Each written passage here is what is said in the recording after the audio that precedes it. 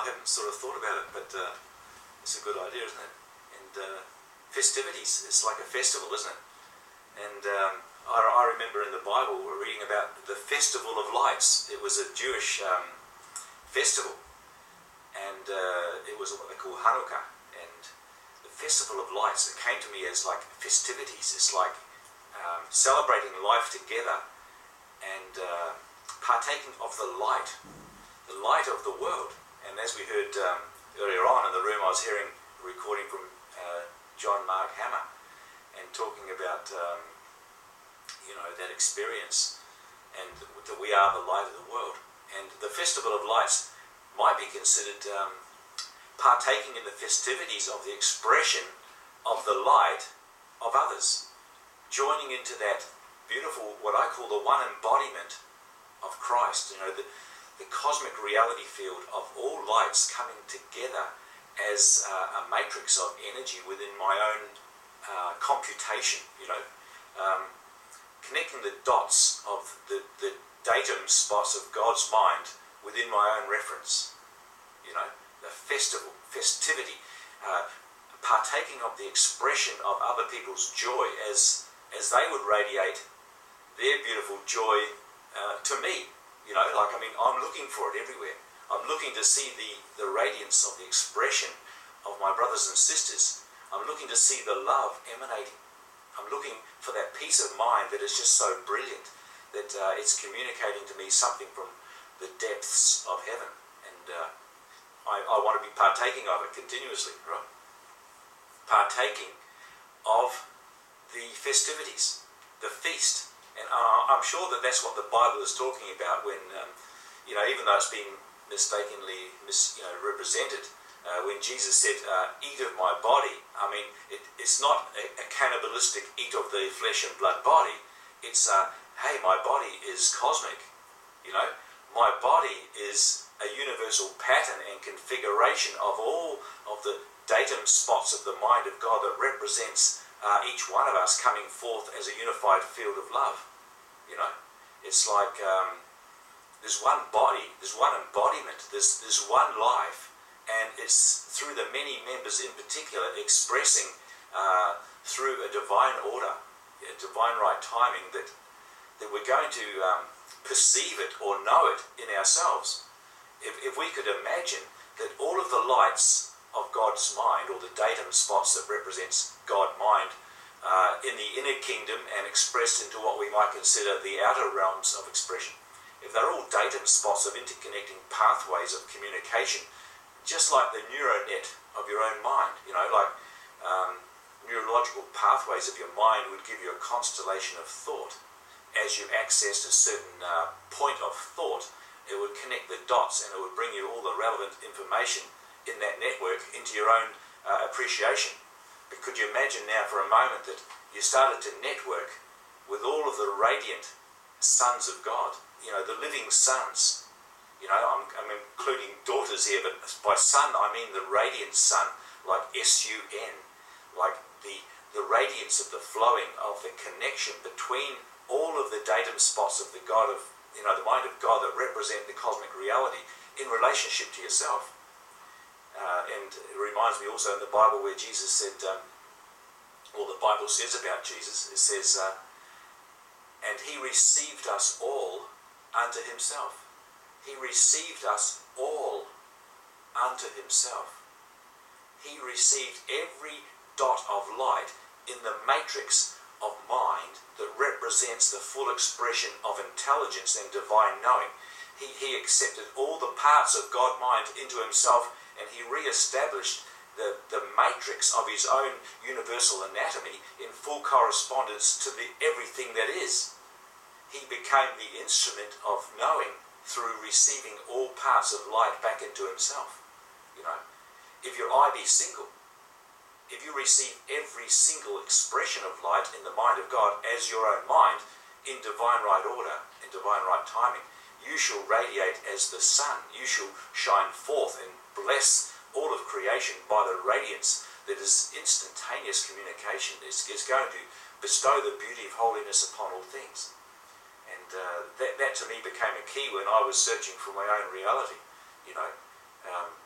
Jesus received us all unto himself, there came a time of ingathering. And it says, if you do not gather, you scatter.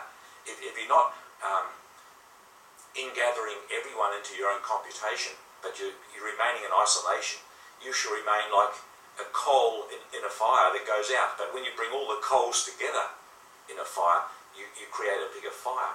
And so, I saw that the most important thing I could do was to accept everyone else as parts of myself and offer my whole self to everything else. And that way I could be communicating the whole with everything and receiving constantly the reunifying field of love within myself.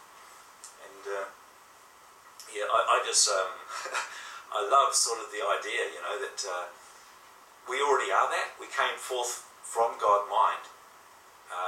We fragmented into many parts.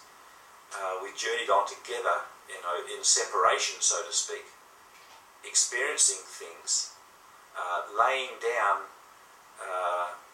the living memory, those parts that we shared with God and one another in love, that became like a living memory matrix of, it can never be diminished, it can only expand into greater experiences.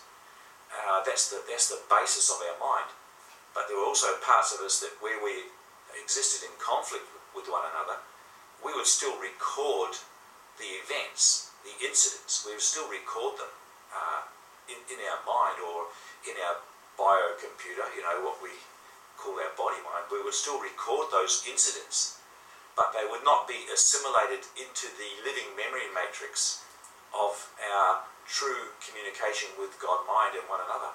And so we would be causing divisions within the compilation, the compilation of data as it would be stored within the archives of our computer.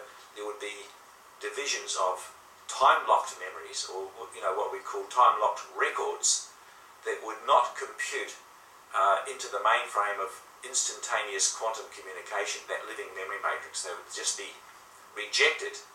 They could not be assimilated into the living matrix, so they would be rejected, and as they were rejected, they would be projected, and as they were projected, they would be then perceived, because everything we create in our mind is us.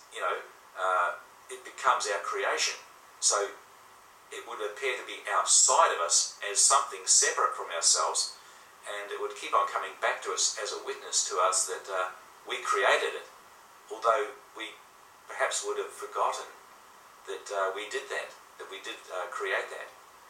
And so we find a division within ourselves of thoughts we don't really want, because they're not accepted into the living memory matrix and assimilated with that mind of sharing, where we all share one mind together with God, but we created a mind that we share together in separation, the ego mind. And so there's many, many aspects of that ego mind that overlay the precious mind of Christ, and they're all intermingling together as fields of awareness, reality fields. And this has been one of my major problems, when I first sort of found out that we are responsible for what we think, and what we think creates the images we see, and all the things we feel and taste and touch and everything else, that I'm responsible for that. And I think to myself, well, how can I be? I don't even understand the laws that create that way. I don't even understand the fact that I'm doing it. This is my first impression of, what I am when I heard this principle that you're responsible. And so I said to myself, well, how can I discern, I suppose, or know which thoughts are from God's source, and which thoughts are sort of vain imaginations? And so I embarked on a process of determining within myself, what they were. And of course it comes down to love and fear, as we know now. It comes down to love and fear. And I heard Christo talking earlier in the room about Hitler, and what a blessing it was in some sort of a way that it gave the world an opportunity to find a new form of forgiveness through these thoughts that were being shared in the world through fear.